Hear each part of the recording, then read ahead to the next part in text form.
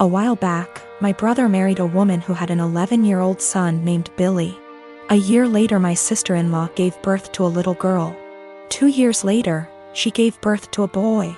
Billy, who was 14 by this time, was treated like an outsider.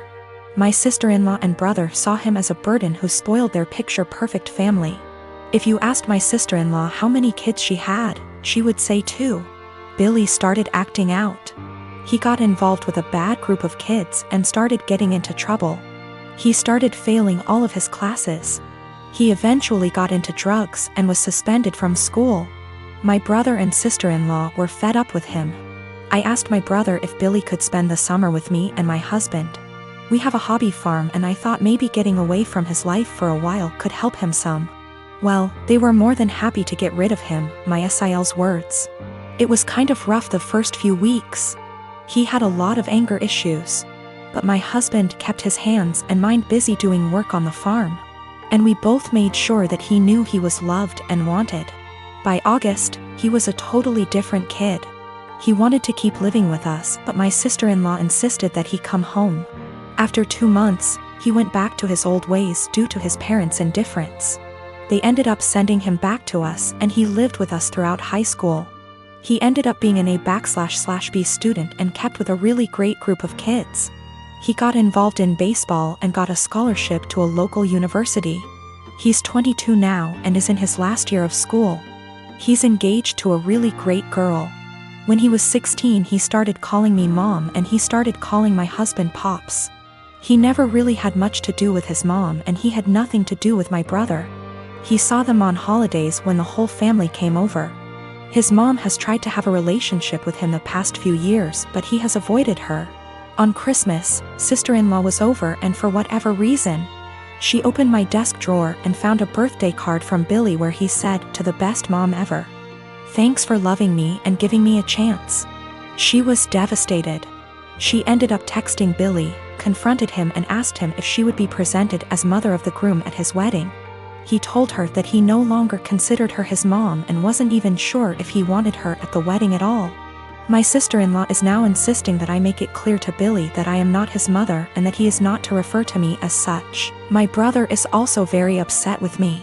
Even my parents are pressuring me to do what sister-in-law wants for the sake of peace.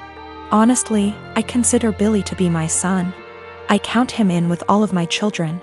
I feel like telling Billy not to present me as mother of the groom could possibly be misinterpreted as me saying that I don't feel like he's my son, and I don't even want to take a chance of that happening.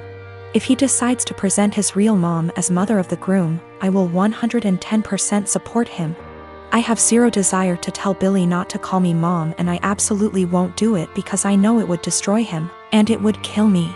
My sister-in-law insists that by not doing it, I'm making it impossible for her to have a relationship with him, and I'm being selfish. I have talked to Billy about it some.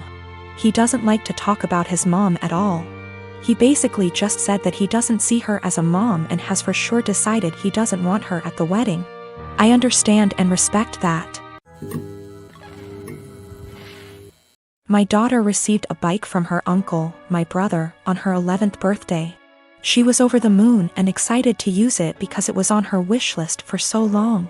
Days ago, I discovered that my husband reached out to my brother to ask for the recipient for the bike and returned it to the store, and kept the money for himself while my daughter was at school. The bike was at home.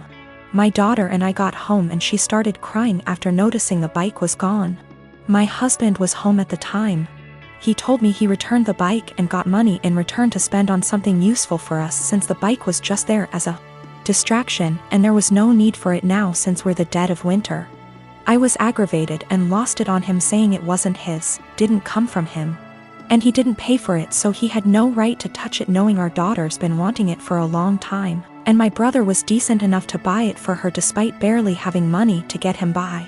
I told him what he did was theft and insisted he hand over the money to me so I could repurchase it, but he said he spent it on stuff for the house and doesn't have any money left now. But I knew about the money he was stashing away in the bedroom that he forbade me from tossing, and I took some of it and went out to repurchase the bike while he was out the next day. He found out and verbally lashed out at me, saying I should have never touched the money he was saving for himself, which isn't much, but I lashed right back that I had to so I could repurchase the bike he took from under our daughter. He explained that he didn't keep the money for himself and instead spent it for necessities for our home, but he was at fault for taking the bike in the first place and he was responsible for getting it back. He yelled at me for almost 10 minutes, then stormed outside and started smoking. My daughter asked why her dad was upset and that she no longer wants the bike if dad doesn't want her to have it. But I assured her that's not the case and told her she shouldn't feel guilty and to just focus on enjoying her bike. My husband hasn't stopped grilling me about how I disrespected and undermined him, and managed to make our daughter hate him after making him look like the bad guy. I again said he shouldn't have touched the bike. End of the story. He's called me thief and juvenile for taking money from his savings and being sneaky about it. I am a 19-year-old man. On Thursday, a person I had a major crush on in high school, but who rejected me, messaged me out of the blue. She had never contacted me without my contacting her first. And at one point I realized she had had me blocked on social media, and so I found it odd that she was suddenly being friendly. After sending a couple of greetings / questions about how I've been, she said that she was going to have some people over and wanted to know if I would get the beer. The drinking age where we are is 19, and she and the people who were going to chill were all 18. The liquor stores in my area all card. I thought it was silly that my being a month older meant I could buy liquor and they couldn't, and so I said I would love to go.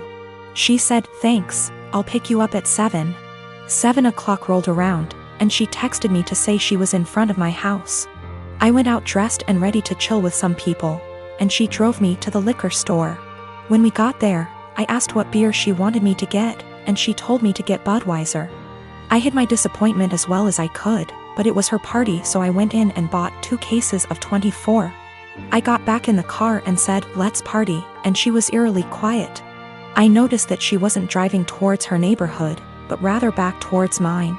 I thought she had moved or something, but didn't want to press the issue. When she turned down my street, I finally figured it out. She was being purposefully vague about the invitation because she wanted me to get the beer. But she wanted a way out when she told me I wasn't actually invited in the first place. She stopped in front of my house, leaned over, kissed me on the cheek, and said, "Thanks," in her best voice. I deadpanned her and asked when she was going to tell me I wasn't invited. She feigned surprise and said that she never intended to invite me in the first place. I sat in silence for a long, awkward minute, picked up the beer, and walked towards my front door. She got out of her car and frantically tried to re-invite me to the party. But I told her that what she did was the most humiliating thing that ever happened to me. I opened my front door, slammed it a bit too hard, and came back to my room. My sister Anna is special need. She has severe autism, and while she is verbal, most of her communication is physical, like sign language due to her social discomfort. She does speak around family though and has pretty bad cognitive skills. She can't comprehend boundaries and lives with our parents, so they can best watch her. I am getting married in 3 months. We planned a simple wedding and reception at my fiancé Michael's parents' barn and farm. Since it's all gonna be DIY and we aren't planning anything too expensive, we can do things pretty quickly since flowers, food, and decor will be provided by his family. I sent out invites last week and I asked that Anna not come. I told my parents I understood that would mean they may not show up, but it was just a heads up. Why no Anna? She has an issue with touching Michael and trying to kiss him. At times when we were at my parents' house, Anna would try and grab Michael's hands, try to lean in to kiss him, or would have a really bad shutdowns if she wasn't allowed to be directly next to him. We've tried speaking to her, but there's only so much we can do when she doesn't really understand.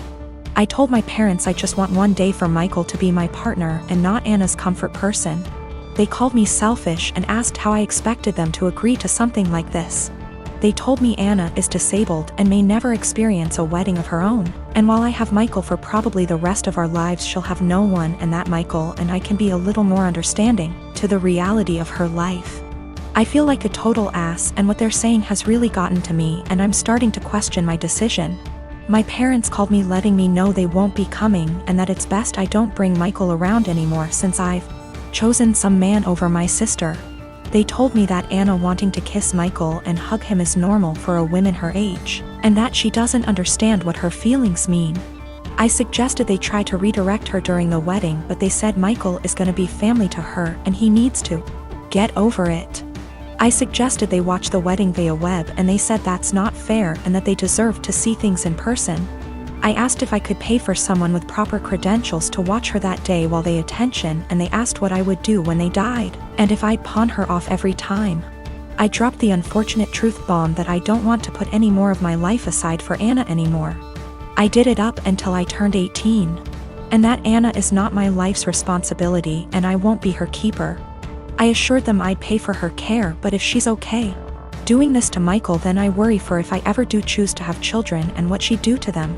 They said I was sick for suggesting she'd do anything to my future children and hung up on me. They sent a lengthy text telling me not to contact them until I could do the right thing.